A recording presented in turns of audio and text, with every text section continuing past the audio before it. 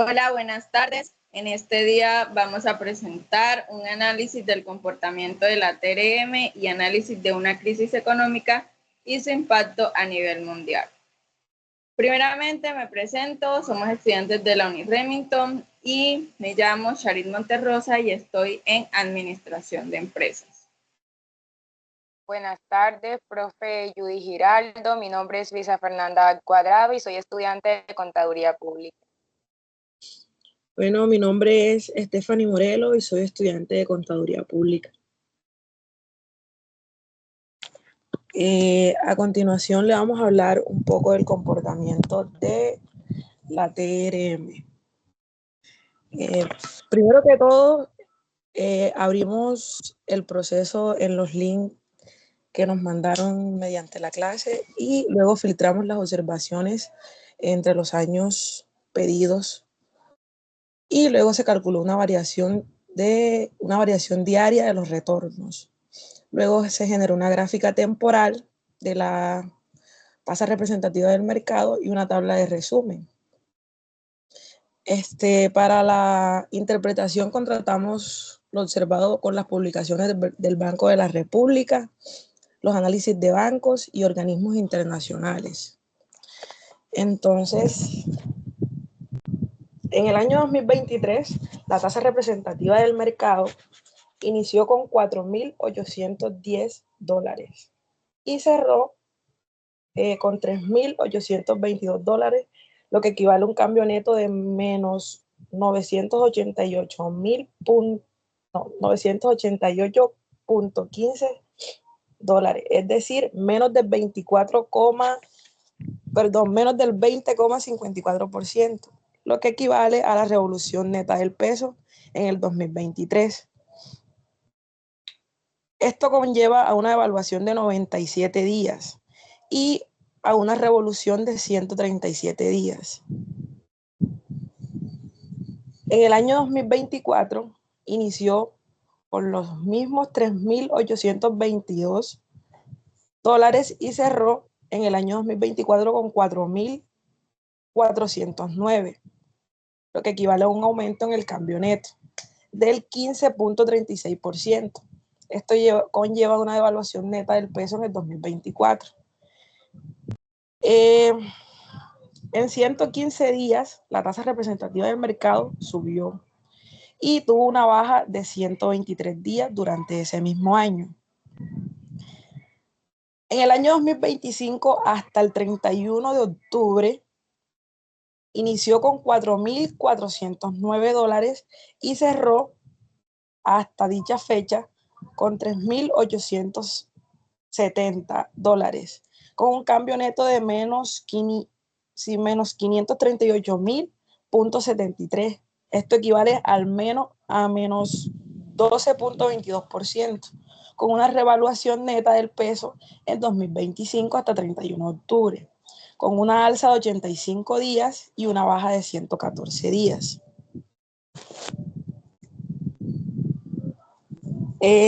Analizando los periodos y factores explícitos, en una interpretación general, la tasa representativa del mercado es el promedio del precio del dólar en pesos colombianos, fijados por el mercado y divulgado por el Banco de la República.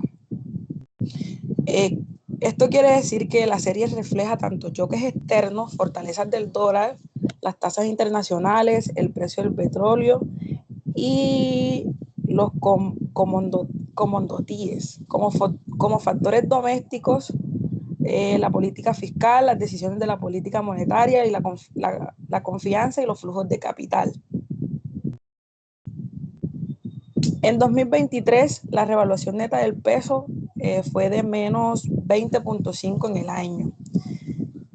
Aunque hubo episodios de alzas puntuales, el año muestra un descenso notable en la tasa representativa del mercado, que quiere decir que el peso fue más fuerte frente al dólar. Las causas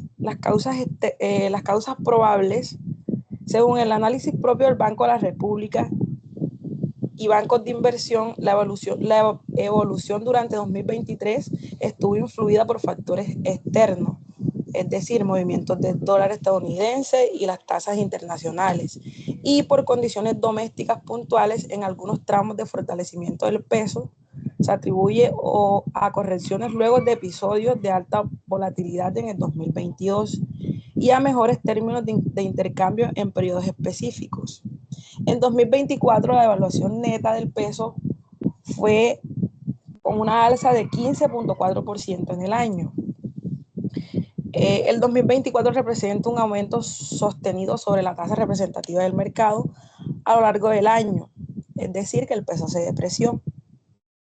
Las causas probables son mezcla de factores externos, como las expectativas y movimientos en la política monetaria internacional. Por ejemplo, las decisiones de la Fed y su impacto en flujos globales. Y factores locales como mayor percepción de riesgo fiscal o incertidumbre sobre variables macros que presionaron a la alza de la tasa representativa del mercado.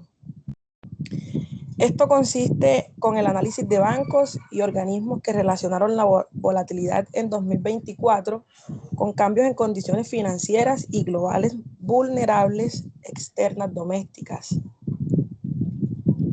En 2025 hasta 31 de octubre, presente año, la revolución neta del peso tuvo una decaída en el menos 12.2% desde el inicio de este año. Hasta 31 de octubre de 2025 se observa que la tasa representativa del mercado vuelva a bajar, es decir, la apreciación del peso. Las causas probables de esta fueron las decisiones de la política monetaria. El Banco de la República mantuvo tasas de política altas durante 2024 y 2025 en respuesta a la inflación y el riesgo fiscal, lo que puede haber atraído flujos y apoyado la apreciación y correcciones en las primas de riesgo. En el 2025 en 2025 la Junta mantuvo la tasa política en niveles altos. Ejemplo, el 9.25% publicado en comunicados durante 2025, lo que el mercado interpretó como una postura preventiva y contribuyó a la presión a la baja sobre la tasa representativa del mercado. Al mismo tiempo, la situación fiscal del país y las expectativas de crecimiento son factores relevantes de la dinámica diaria.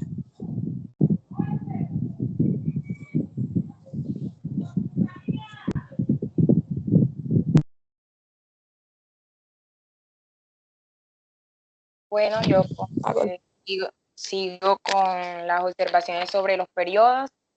En los periodos de evaluación, notamos en la gráfica que en el año 2024 se observaron varios tramos de subida acumulada que explican el valor neto anual positivo. Y en los periodos de revaluación, en el año 2023 en su conjunto y en el año 2025 hasta el 31 de octubre, muestran tramos largos de caída.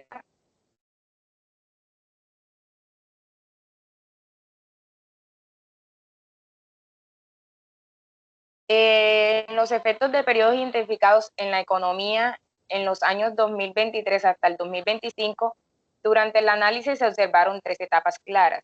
En el año 2023, la revaluación del peso colombiano bajó la tasa representativa del mercado. En el año 2024, la devaluación del peso colombiano aumentó esa tasa representativa. Y en el año 2025, la revaluación parcial del peso disminuyó hasta octubre la tasa representativa.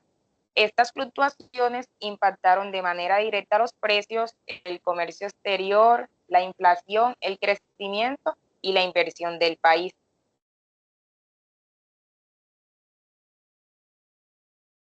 Esta economía colombiana tuvo efectos positivos como los siguientes. Primero, control de la inflación interna en periodos de revaluación.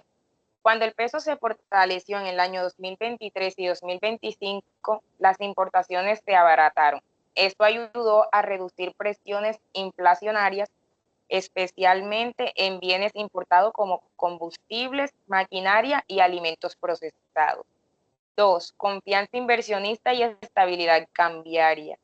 Una moneda más fuerte transmitió cierta estabilidad macroeconómica y mejor percepción del riesgo del país, atrayendo inversión extranjera directa en sectores como energía, servicios y tecnología.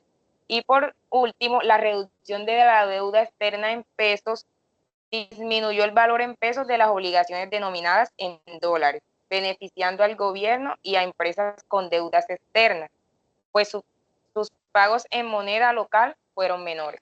Y como efectos negativos también colocamos 3. Primero, pérdida de competitividad de las exportaciones en revaluación. Esto quiere decir que la apreciación del peso encareció los productos colombianos en el exterior, afectando las ventas de café, flores, banano y manufacturas, reduciendo también los ingresos de exportadores y zonas rurales dependientes del comercio exterior.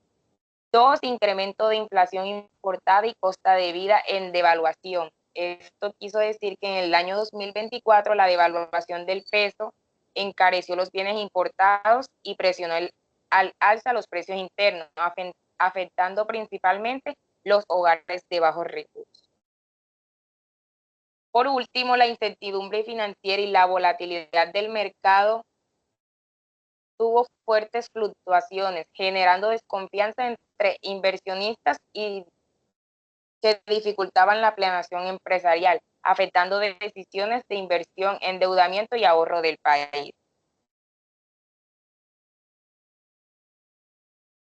En conclusión, entre el año 2023 y 2025, la tasa representativa mostró un comportamiento mixto, con alternancia entre periodos de apreciación y depreciación del peso.